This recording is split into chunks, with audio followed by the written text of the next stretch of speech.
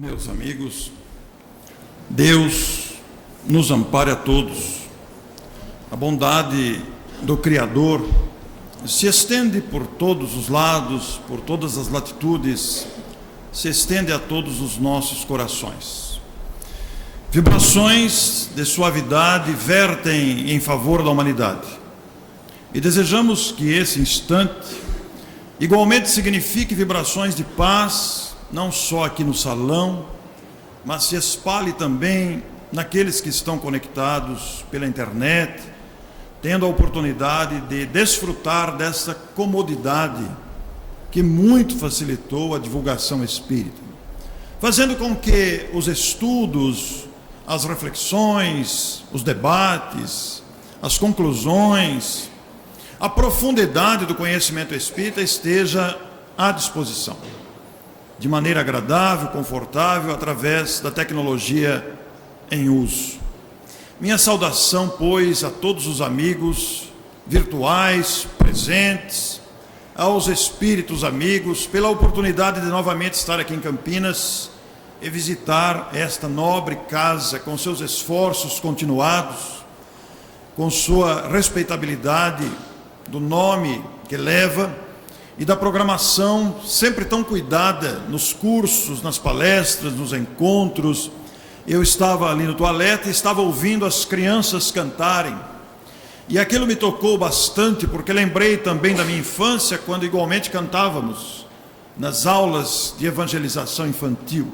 O quanto isto marca a vida para sempre, porque a música, além da sua característica, dessa arte extraordinária, quando trazida ao coração infantil, com a musicalidade, com o conteúdo do Evangelho, conclamando as mentes ao bem, repercutem para a vida inteira. De forma que somos muito agradecidos pelo que temos recebido desta incomparável doutrina. E nós oferecemos na manhã de hoje o tema Vida e Espiritismo. Temos abordado este assunto com constância nos últimos meses, porque este assunto permite uma abrangência de abordagens muito grande, nos permite analisar ângulos variados da temática espírita, que tanto nos abre o raciocínio, tanto nos abre a perspectiva de assuntos, de abordagens, de análises, de temáticas. Porque são duas palavras conhecidas, duas palavras sempre ditas. Nós estamos aqui hoje, todos nós, movidos pelo ideal espírita. Aqui viemos motivados, entusiasmados pelo ideal trazido pelo Espiritismo, que por si só é um ideal nobre, é um ideal de despertamento da criatura humana, para que todos nós vislumbremos a finalidade da vida. Na verdade, a vida, ela adquire um significado muito maior, muito especial, com o conhecimento espírita. Porque o Espiritismo explica a vida, explica a sua finalidade, seus objetivos, sua proposta.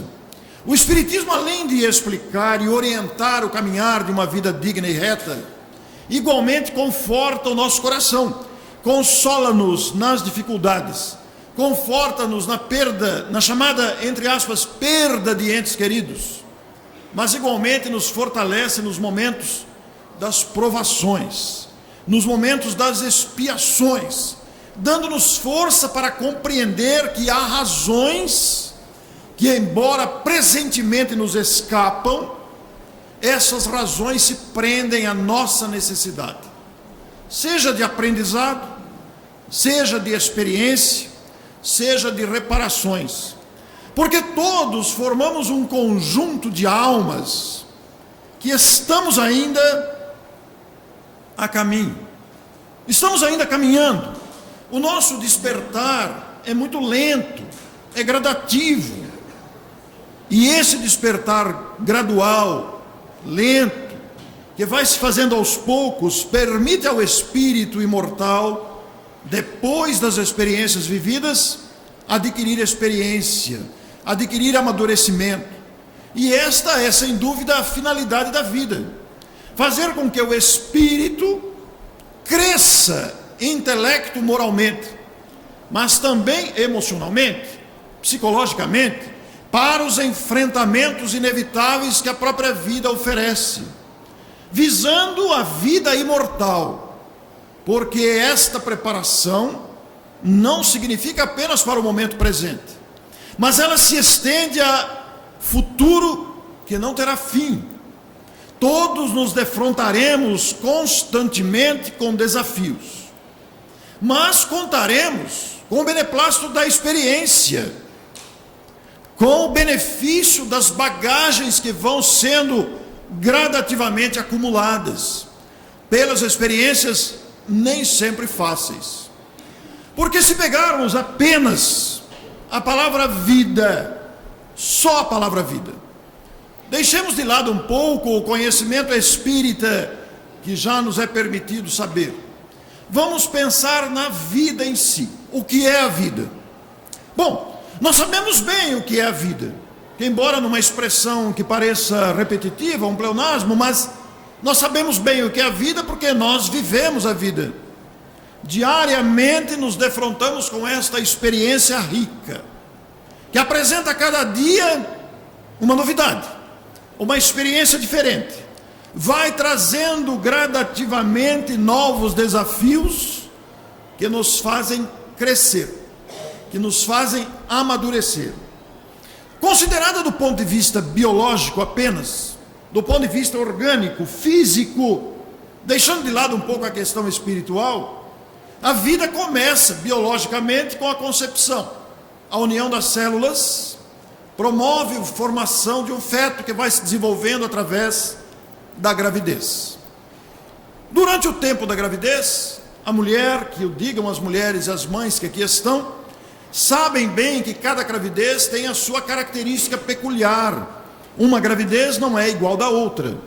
E nós mesmos, os maridos, bem sabemos, porque a mulher apresenta emoções diversificadas em cada gravidez.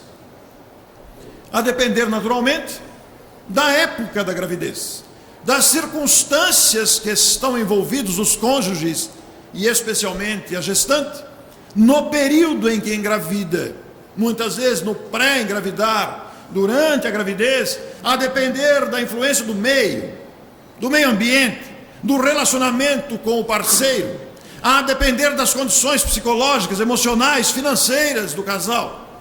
Tudo isso exerce uma influência muito grande no desenvolvimento da gestação, sem dizer na saúde da gestante, na saúde do feto, porque há muitos casos, como sabemos, em que é necessário cirurgias intrauterinas. Então, cada gravidez tem a sua particularidade. E passado o tempo normal da gravidez, nasce a criança. E aí nós vamos nos defrontar também com situações muito variadas. Porque nós temos partos que ocasionam o desencarne da mãe. A mãe morre no parto. Existem casos que o feto morre, a criança nasce morta. E existem casos que morrem ambos, mãe e filho. Existem casos que a mãe joga a criança na lata do lixo. Existem casos que a mãe doa a criança. Existem casos que a gravidez não chega a termo, com a ocorrência de abortos espontâneos ou provocados. Há toda uma série de circunstâncias que envolve o nascimento ou o não nascimento de uma criança, a gestação. Mas nascida a criança, dentro da normalidade dos 9 meses, a criança é tirada daquele aconchego, daquele ambiente que está habituada e já é colocada para fora, enfrentando já seu primeiro desafio. Saiu da zona de conforto. É um enfrentamento novo. É colocada para iniciar a vida física no plano material. Do ponto de vista da convivência, antes estava recolhida no conforto do útero. E vão começar os primeiros desafios. Talvez o primeiro deles seja habituar-se com a amamentação. Nascida a criança, o ser humano é a única criatura que, se não for cuidada, não sobrevive. Então exige um cuidado muito especial da mãe ou do responsável. na amamentação. A mãe cuida da alimentação da criança, cuida da higiene pessoal. A mãe vai ajudar o desenvolvimento da criança. Outro desafio é o pescocinho endurecer, não é? Para poder segurar o pescoço. Depois a criança vai aprender a virar-se de bruço, vai descobrir as mãos, vai aprender a gatinhar, a andar, a falar. Até que chega a idade da escolinha, vai para a escolinha, conhece outras crianças, convive com elas e começam talvez os conflitos já de relacionamento com crianças diferentes, formadas em outros ambientes. Mas a criança convive, a mãe ajuda, acompanha as tarefas, a criança alfabetiza-se, cresce, se torna adolescente, começam os flertes, depois a escolha do caminho acadêmico, depois a escolha da profissão, a autoafirmação pessoal na área profissional, acadêmica, etc. Casa-se, tem os seus próprios filhos e forma uma nova família naturalmente.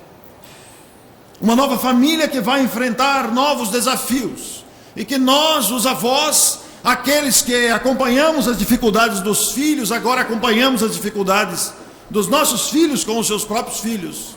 Nos angustiamos também, porque já adquirimos experiências, e os nossos filhos são marinheiros de primeira viagem com os filhinhos novos.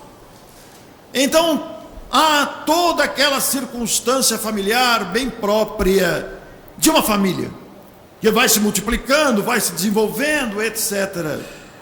E nós, os pais, chegamos naquela idade em que os filhos vão embora, formaram as suas próprias famílias, casaram-se, mudaram-se de casa. E os casais maduros, que chegaram ali pelos seus 60 anos, depois dos 50 aproximadamente, veem os filhos partirem, constituírem a sua própria família e se veem numa nova fase. Aquela fase de encontrar-se agora apenas os dois. Eu e Neuza estamos vivendo essa experiência. Os 3 filhos casaram, foram embora, constituíram a própria família e nós estamos lá agora. Todo dia levantamos com as camas arrumadas. Um tempo a gente reclamava, por que não arruma a cama, aquela cama desarrumada, toalha jogada, sapato de um lado para o outro. E agora as camas ficam arrumadas a semana inteira e a gente sente falta da cama desarrumada. Nos fins de semana vem almoçar com a gente, nos encontramos, etc. Como hoje, aniversário da neta de 5 anos. Mas durante o cotidiano, de repente a gente se pergunta, mas estamos sozinhos agora? Pois é. Estamos sozinhos agora, como acontece com tantos casais cujos filhos se casaram e se namorarem juntos. Os pais agora desfrutam de uma nova fase convidativa a passeios diferentes, a irem almoçar sozinhos, etc. Mas um certo vazio que vai, aos poucos, a gente vai se acostumando. São as fases da vida humana. E quando chegamos nesta fase, que consideramos a fase da maturidade, do bom senso, do discernimento, das bagagens e experiências acumuladas nas décadas até chegar ali, quando chegamos nesta fase, nós nos sentimos diferentes, é uma fase nova. Agora a gente já olha para trás e sabe como fazer, embora novos desafios surjam, mas a gente já tem experiência da vivência. Todavia, quando chegamos ao auge do amadurecimento, ao auge da experiência do amadurecimento, do discernimento, do bom senso, se bem que isso é muito variável na vida de muitos, porque há adultos que nunca deixaram de ser crianças, e há crianças que quase que nascem adultos. É a variedade da bagagem, do comportamento das pessoas, das bagagens do espírito. Mas quando chegamos no auge, o corpo, esta máquina orgânica, começa a apresentar os sinais de desgaste. É inevitável. Este corpo é um produto perecível, ele tem tempo de validade, e as suas peças desgastam-se. E nós começamos a apresentar os problemas de circulação, os problemas de pressão, os problemas respiratórios, cardíacos, etc., que vão aparecendo gradativamente. E nós que não tomávamos medicamento nenhum, de repente estamos com uma cestinha de medicamentos. É uma nova fase da vida, proveniente desta lei que rege a vida. Porque a vida material, ela é muito importante para o espírito. Se nós buscarmos o Evangelho segundo o Espiritismo, tem uma lição belíssima, escrita pelas mãos do próprio codificador Allan Kardec: necessidade da encarnação.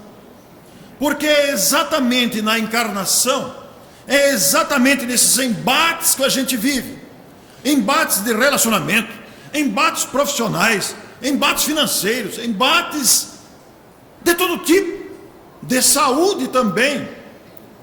São nos desafios das próprias angústias, das decepções, das frustrações, das ansiedades, das expectativas não atingidas, mas também das alegrias, é claro, como não? Também da convivência saudável, também das conquistas que vamos fazendo. É neste jogo, neste conjunto de circunstâncias que nós consideramos favoráveis ou desfavoráveis, que o espírito amadurece, que o espírito cresce intelecto, moralmente, para novas experiências que virão. Porque espíritos da nossa categoria têm necessidade ainda de reencarnar. Não somos criaturas prontas, estamos a caminho, ainda estamos aprendendo. Por isso que nos portamos ainda com tantas imperfeições morais. E para isso, para progredir, nós temos que reencarnar. E o primeiro quesito ou pré-requisito para reencarnar é arrumar um corpo. Precisamos então de pai e mãe para vir ao planeta novamente através de um corpo. Não tem como, nós precisamos de um corpo. Corpo que também exige cuidados. É o estágio que estamos. Mas justamente neste período, que vai do berço ao túmulo, e quando entramos naquela fase que começamos a preparar a volta para a nossa condição imortal, essas fases todas, do berço ao túmulo, constitui-se numa experiência valiosa para o espírito. Aí estão incluídas, como disse a vocês há pouco, as decepções, as tristezas, as dores, as enfermidades, mas igualmente estão incluídas as saudades, as emoções tão variadas. Já pararam para pensar na emoção da audição? Quantas emoções não guardamos, não recebemos através da audição? Seja da audição da própria voz humana. Que recurso extraordinário é a voz. Eu tenho uma característica, todo mundo que conversa comigo, vou dizer agora um segredo que talvez vocês não saibam, mas quando alguém está conversando comigo, eu estou dando atenção, estou respondendo as perguntas, mas simultaneamente estou admirando a voz. Eu adoro ouvir a voz humana e verificar as suas variações de tonalidade, de ritmo, de suavidade, de firmeza. Vozes que cantam, vozes que falam. Que coisa interessante que é a voz humana, que patrimônio extraordinário que temos, cada um com a sua característica, a ponto de podermos atender um telefone e não precisa dizer o nome, nós sabemos quem é, pela voz, identificamos, já está gravado na memória. Que emoção ouvir a voz de uma pessoa que amamos, uma pessoa querida. E nós vivemos essas alegrias na família, nos relacionamentos, no movimento espírita especialmente, nos tornamos amigos de muita gente. O intercâmbio dos espíritas forma uma gigantesca família de amigos. E como é gostoso quando a gente fala com esses amigos em toda parte, amigos que trabalham em variadas frentes, e a gente pega o telefone e reconhece a voz. Mas chega uma idade que os neurônios vão morrendo, e a gente atende o telefone e fica ali se espremendo. Mas quem é que está falando? Meu Deus, o que é? E a pessoa fala: como é que vai a família? Vai bem, vai bem. E os filhos, como é que está? Vai bem. Faz muita palestra, muita viagem. Sim, muita viagem, muita palestra. E eu fico me mordendo quem é. A pessoa não dá uma chance, fica com vergonha de perguntar. E a gente não lembra quem é que está falando. E eu já passei algumas vergonhas com isso. Aliás, passo vergonha porque tenho uma memória fisionômica horrível. Não reparem aqueles que falarem comigo e perceberem que eu não estou reconhecendo. Eu não tenho memória fisionômica.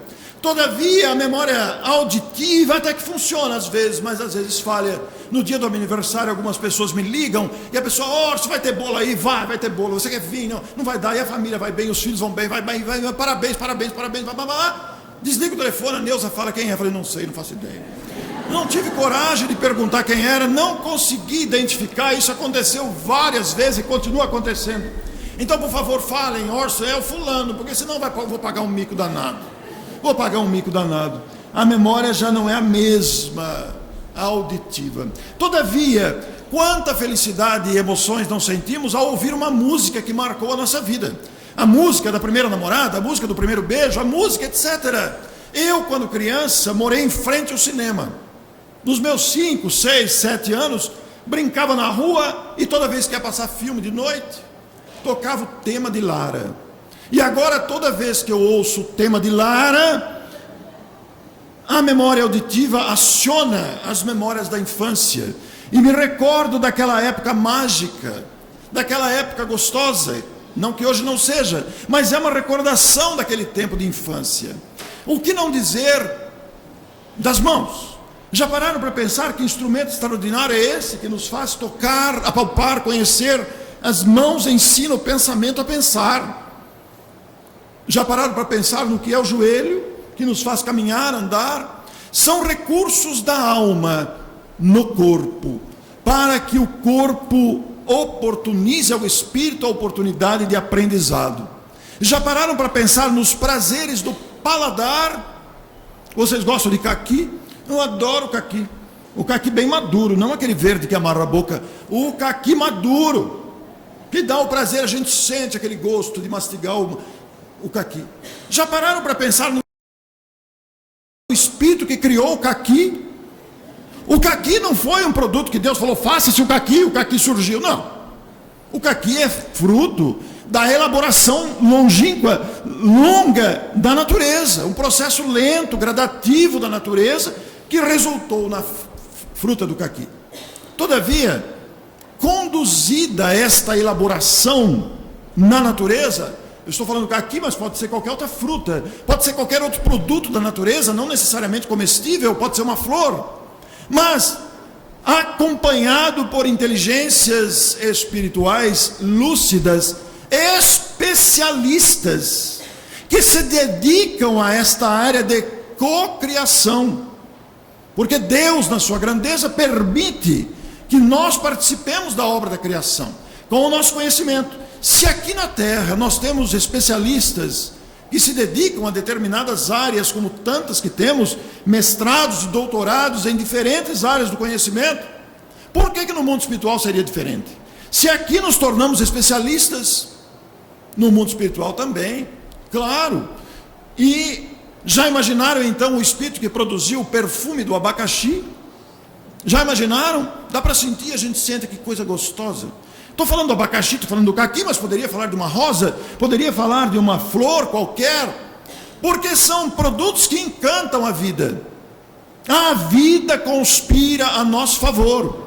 Mas como é que Deus criou a vida? Nós não sabemos. Falta-nos embasamento para isso. Falta-nos conhecimento para conhecer na prática como que Deus criou a vida. Podemos apresentar uma linguagem figurada. Deus teria feito assim. Mas Deus não sopra. Deus não tem boca. Deus não tem pulmão. Esta formatação de membros, tronco, cabeça, é uma necessidade do estágio que estamos. Deus não é um ser morfológico. Deus, aliás, Deus não é homem, nem mulher, nem tampouco velho sentado numa cadeira vermelha, com barba e um cetro, não.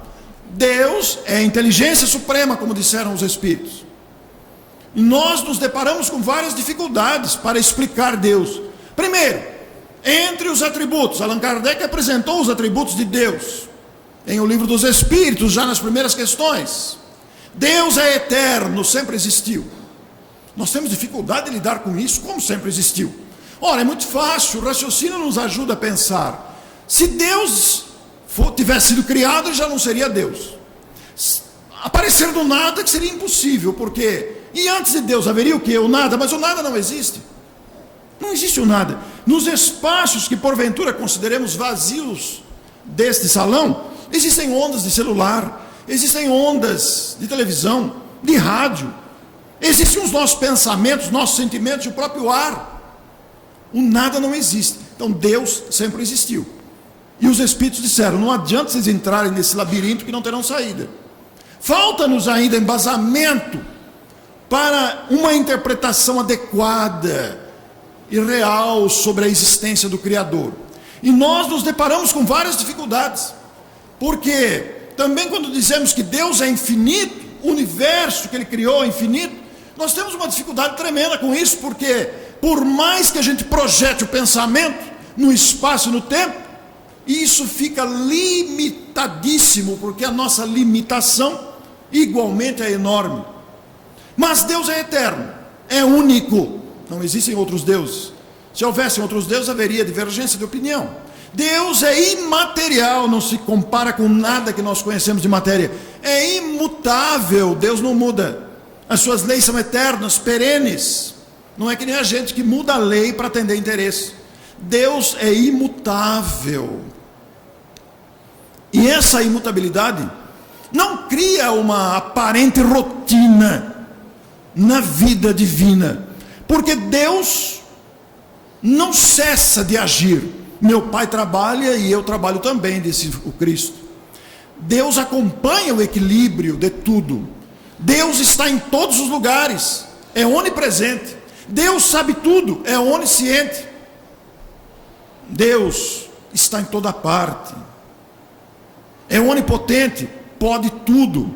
E alguém perguntaria: mas o que está acontecendo com Deus? Está distraído? Olha o Brasil como é que está. Está guerra na Síria, olha que absurdo esse mundo. Deus não tem nada com isso, isso é problema nosso. Fomos nós que criamos. Isto é ação humana. O equilíbrio da divindade está em toda parte, com a natureza, conosco mesmo. Agora, os desequilíbrios correm por nossa conta, oriundos do egoísmo, da indiferença, da omissão. Deus é eterno, Deus é único, é imutável, é onipresente, é onipotente, é onisciente. Deus é soberanamente justo e bom. Mas aí perguntaria: mas olha como é que está o mundo, quanta doença, quanto sofrimento. Mas é que nós somos criaturas em estado ainda de necessidade de amadurecimento. Somos criaturas ainda em caminho, por isso enfrentamos as dificuldades. Deus permite que a gente bata a cara, desconjunte o joelho, tope com o nariz, para a gente aprender com as experiências.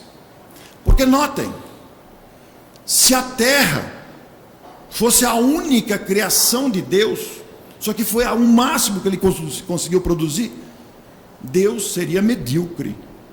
Porque esse abacaxi, que era o máximo que Ele conseguiu construir, abacaxi do nosso limitado ponto de vista, porque para Deus nós não somos um abacaxi.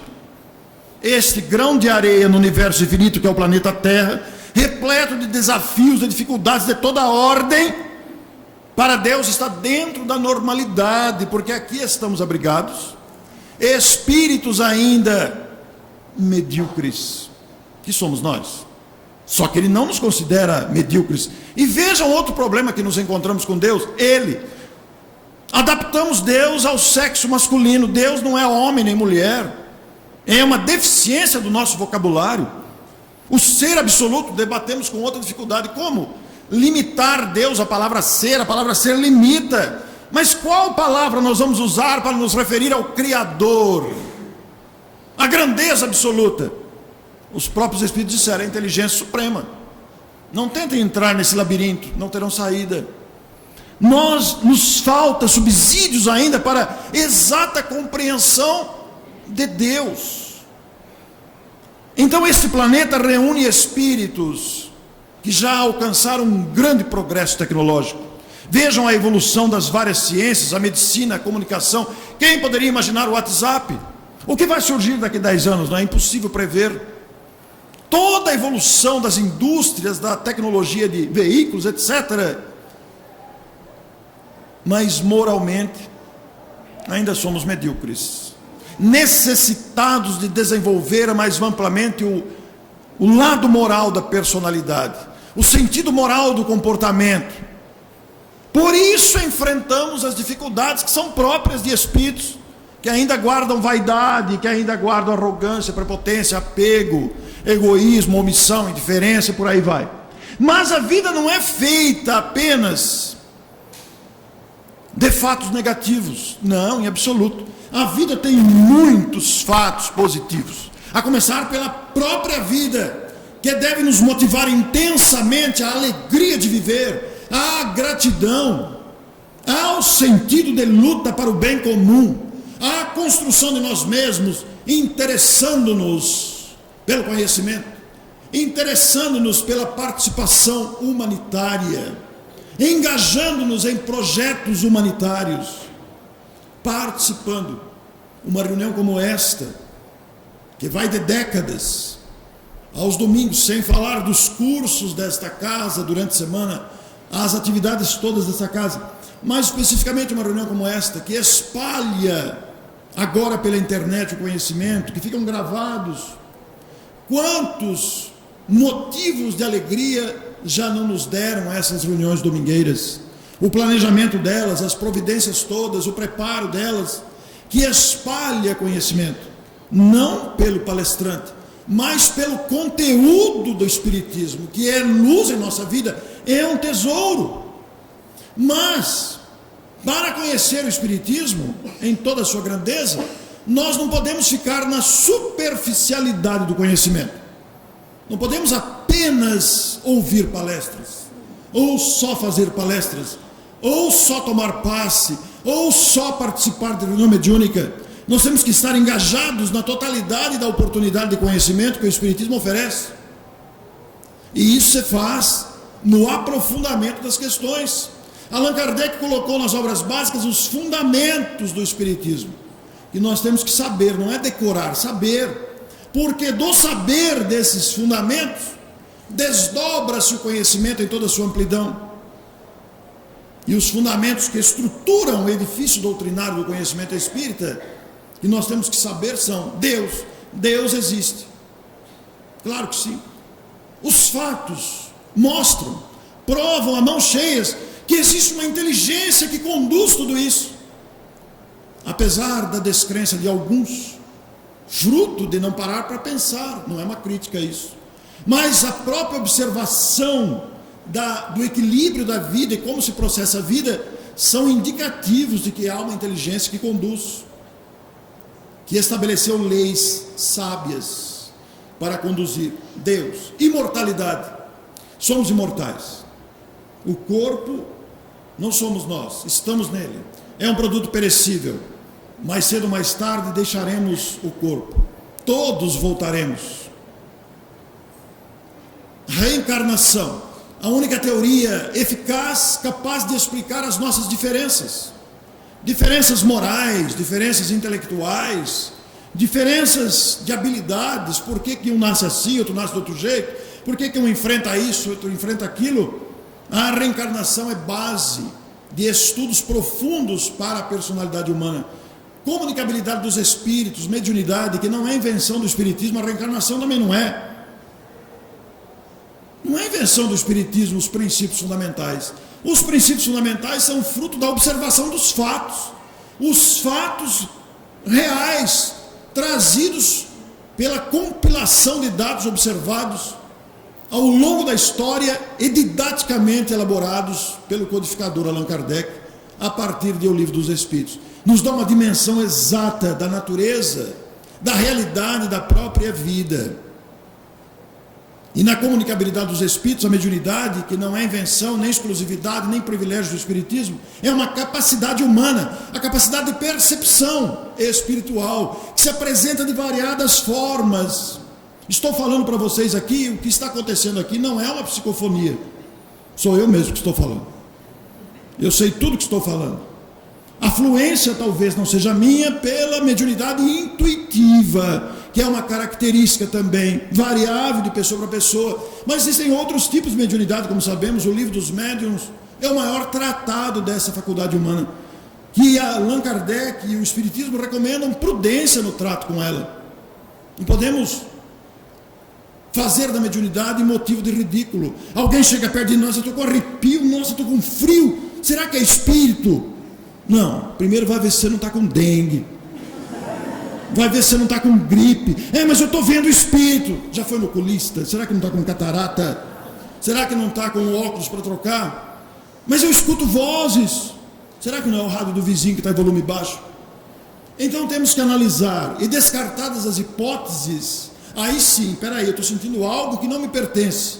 Tem alguma coisa diferente. Será que não é uma perturbação psicológica? Será que não é um trauma interior? O Espiritismo nos dá condições de analisar essas circunstâncias do intercâmbio com os espíritos, essa percepção extrasensorial, essa percepção que todos nós temos de um jeito ou de outro, de sentir o ambiente, de perceber o ambiente pesado ou leve, de absorver vibrações positivas ou manchadas de uma perturbação qualquer. Então, no Espiritismo nós temos oportunidade de aprofundar esses conhecimentos. Pluralidade dos mundos habitados. A Terra não é o único planeta habitado, claro que não. Como disse a vocês, se a Terra fosse a criação máxima de Deus, Deus seria medíocre. Mas outras humanidades, em outros planetas, em condições iguais, inferiores ou superiores à Terra, compõem esse universo das humanidades de Deus. Irmãos nossos em diferentes estágios. E mesmo nesta vida, nós encontramos tantas variações. Nós todos que estamos aqui somos contemporâneos de uma Madre Teresa de Calcutá, ou de uma Irmã Dulce, ou de um Chico Xavier. Mas também somos contemporâneos de criaturas que hoje, de uma maneira desagradável, a nomenclatura humana chama de marginais. Todos são filhos de Deus, são nossos irmãos. Há alguns desequilibrados ainda, outros já despertos. E esses despertos são aqueles espíritos que vão amadurecendo. E quando vão amadurecendo, vão evoluindo, se dão conta da grandeza de Deus. E aí se voltam para auxiliar os irmãos dormentes, que somos nós ainda, irmãos que estamos tateando na descoberta da importância das virtudes, na descoberta da importância do comportamento ético, justo, honesto, que devemos perseguir. Por essas razões todas, o Espiritismo se torna uma joia à nossa disposição, mas precisamos aprofundar conhecimentos continuamente. As obras básicas contêm os fundamentos, embasados também no Evangelho do Cristo. Nas obras complementares, Allan Kardec aprofunda os assuntos e ainda nos apresenta o tesouro da Revista Espírita, onde ele coloca situações que ele presenciava, onde ele coloca ocorrências que ele participava, trazendo casos e casos. Vou contar para vocês 3 deles, bem rapidinhos. Já citei aqui em outras palestras, mas vale a pena novamente. Allan Kardec entrevistou Vicente de Paulo. Imaginem vocês entrevistar o apóstolo da caridade. O grande nome da Igreja Católica, Vicente de Paulo, está na Revista Espírita. Allan Kardec entrevistou um espírito glutão, tinha saudade de comida.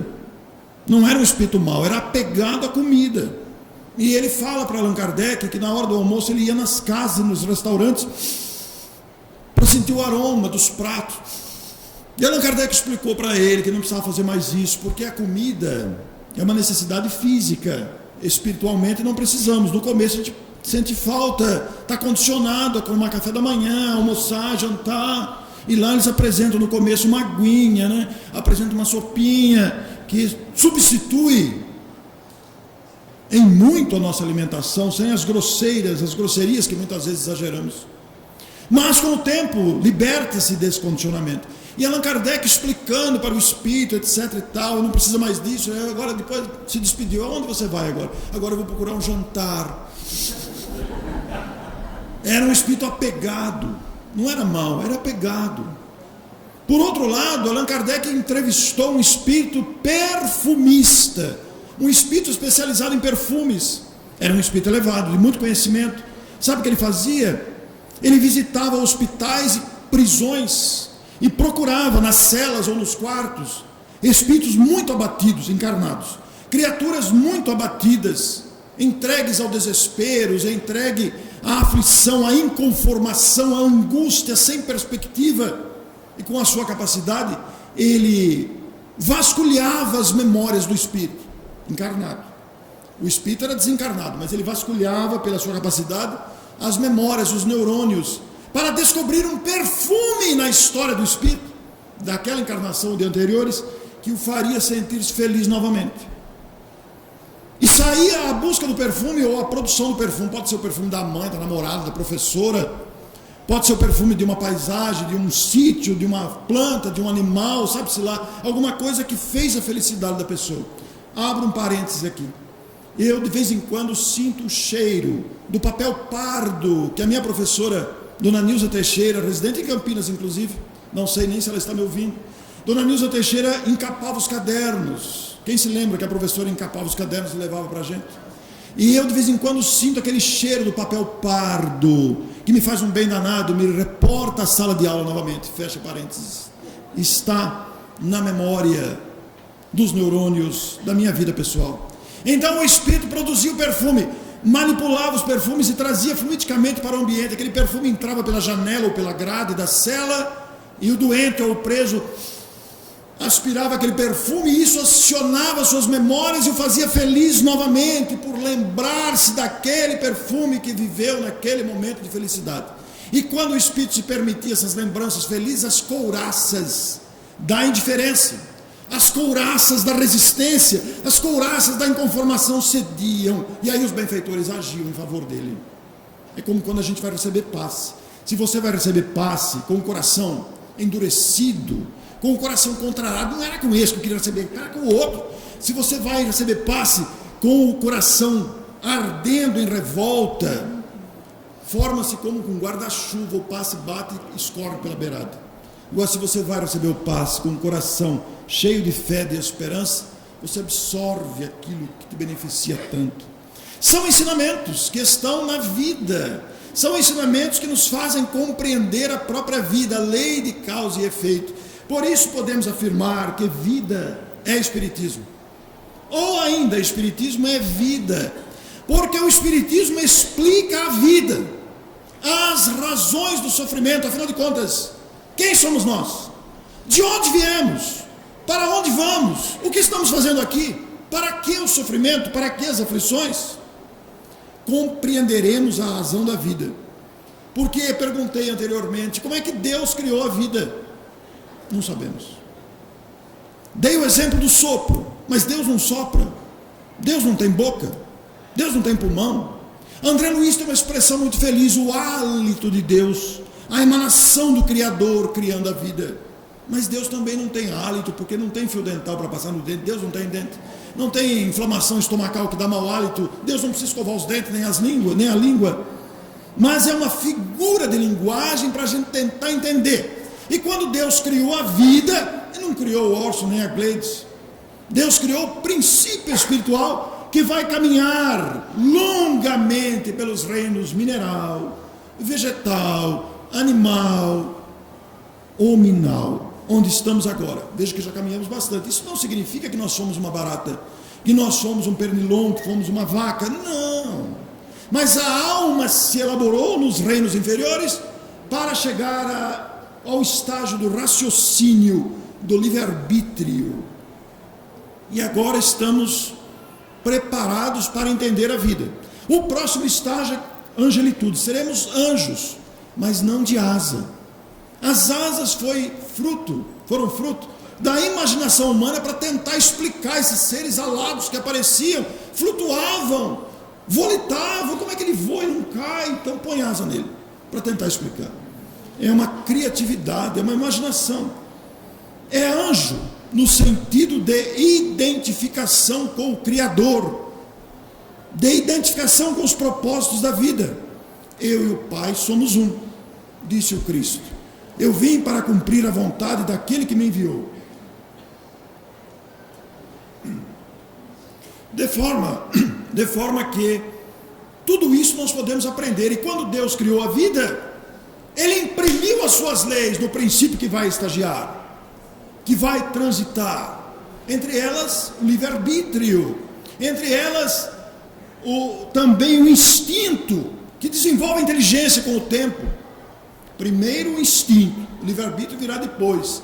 Mas o instinto desenvolve a inteligência virá desenvolver o sentimento. Com o tempo estamos nesta fase. Já com a liberdade relativa, já com a inteligência capaz de sentir, de refletir, de pensar, de raciocinar, mas também de optar. Somos senhores do próprio destino. Muitas aflições poderiam ser evitadas. Muitas escolhas que fizemos são equivocadas. Por isso precisamos amadurecer nas experiências. Mas surge o Espiritismo com toda a sua força consoladora. O que não dizer das cartas consoladoras na separação de entes queridos? O que não dizer da orientação viva que vem pelas psicografias, de obras maravilhosas, doutrinariamente de grande conteúdo, para nos fazer entender a vida e seus fundamentos. E Allan Kardec, que começou a falar de Deus no Livro dos Espíritos, aprofunda o assunto em A Gênese, obra que completou 150 anos. No capítulo 2, Deus. Nós já fizemos aqui nesse salão a palestra Providência Divina. E no capítulo 2, Deus, há uma frase magistral. Allan Kardec diz, palavras dele: a providência divina é a solicitude de Deus para com as suas criaturas. Não acrescentou criaturas racionais, criaturas. Quando a gente abre a porta no escuro e a baratinha corre, não é Deus que chegou na baratinha e falou: corre, baratinha, que vão pisar em cima de você. Quando o galo canta, agora os galos estão um pouco desregulados, canta a qualquer hora, mas quando o galo canta, não é Deus que chegou para o galo e fala: pode cantar, galo, está na hora. Não, isso está no instinto da espécie, das variadas espécies que se comportam dessa ou daquela forma. E esse instinto vai gradativamente preparando o sentimento, desenvolvendo a inteligência. E nós aqui estamos hoje, na nossa condição, encarnados no planeta Terra, com os desafios que aí estão, desde a enfermidade aos desafios de autoafirmação, desde os conflitos psicológicos aos grandes desafios da profissão, desde os desafios de relacionamento ao tesouro do conhecimento espírita que nos estimula a sermos melhores, a felicidade que está à nossa disposição decorrente da consciência tranquila, a felicidade decorrente do serviço que podemos prestar uns aos outros, a felicidade decorrente da gentileza que podemos ter uns para com os outros. O Espiritismo nos recomenda tudo isso, nos ensina a viver. Por isso o Espiritismo é vida, vida é Espiritismo.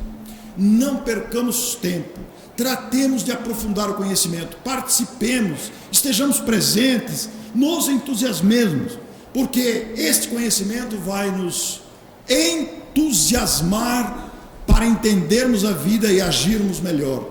Temos um compromisso conosco mesmo, até por gratidão à vida, por gratidão a Deus, esforcemo-nos para sermos melhores. Eu me incluo, é claro, não tenho autoridade nenhuma para falar isso. Sou uma criatura em lutas comigo mesmo, trago as minhas angústias, minhas dificuldades pessoais, como qualquer pessoa. A única diferença de quem fala aqui, quem ouve aí, é que quem fala aqui adora esse bichinho aqui e perdeu o medo de falar em público. E quando pensamos em tudo isso, pensamos na nossa mestra de Campinas, a nossa querida Terezinha Oliveira, que publicou obras de renome, atuou nesta casa, nesta cidade, influenciando o movimento espírita nacional com a sua dedicação. E a série que ela produziu para todos nós, as variadas séries, e especialmente a série Na Luz do Espiritismo, na luz do Evangelho, na luz da reencarnação, na luz da mediunidade, obras valorosíssimas, que nos ampliarão o entendimento dessa dimensão, do que significa o Espiritismo com os seus princípios fundamentais, do que significa a mediunidade e o compromisso, do que significa o Evangelho para as nossas vidas. Felizmente, todos nós tivemos a felicidade de ter recebido essas criaturas que foram nossos contemporâneos, criaturas lúcidas, que assumiram um compromisso de trabalho, realizaram esse trabalho e nos deixaram um legado de exemplos de orientação. Quando nos dedicamos ao estudo e leitura dessas obras, o nosso coração salta de alegria, de gratidão, porque começamos a perceber o quanto o Espiritismo faz bem para aquele que o conhece, O conhecimento espírita é altamente terapêutico, ajuda, faz bem para a saúde. Desta forma, gratidão à doutrina espírita, gratidão a Allan Kardec, gratidão a Jesus, gratidão a esta casa, gratidão à nossa querida professora. No meu caso particular, e creio que na vida de muita gente aqui em Campinas, foi uma mestra. Terezinha me deu a oportunidade de me corresponder com ela durante vários anos, trocamos várias correspondências, muitas vezes recorri à sua sabedoria nas minhas dúvidas, angústias e aflições, e ela sempre presente. Falando de vida e espiritismo, eu não poderia me omitir de falar da vida de uma ceareira dedicada, dos exemplos de vida que nos deixou, da obra que produziu inspirada pelo espiritismo. E nesta manhã de alegria e de gratidão, eu quero convidar vocês para pensarem na hipótese de estarem conosco no encontro anual Kaibar Schutel, na sua 8ª edição, este ano focado na vida e nos exemplos daquele que foi chamado bandeirante do espiritismo. É um evento de grandes proporções, evento de 1000 pessoas aproximadamente, no melhor lugar que temos em Matão, é a 8ª edição, coincidente com os 150 anos de Kaibar Schutel. O evento vai focar o legado, a obra deste gigante do espiritismo. E eu quero agradecer imensamente a vocês. As informações estão no jornal aí que foi distribuído, o Tribuna do Espiritismo. Quem não pegou deve ter mais lá. Gostaria de propor a vocês que não deixassem de ler a página 2, o editorial e a página 2. E eu quero encerrar a nossa apreciação desta manhã oferecendo a vocês, alguns já viram, mas eu estou pensando naqueles que não viram, oferecendo a vocês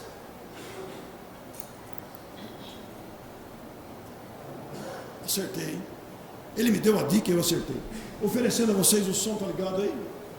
Oferecendo a vocês o clipe institucional do evento para que possamos pensar. Prestem atenção na letra.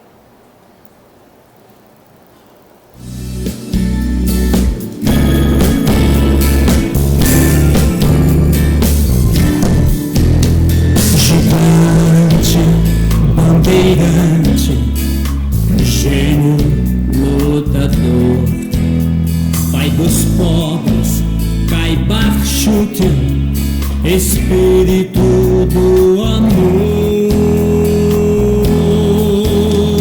sempre fiel a Jesus, se fez missionário da luz, na doutrina da reencarnação, foi mestre da divulgação.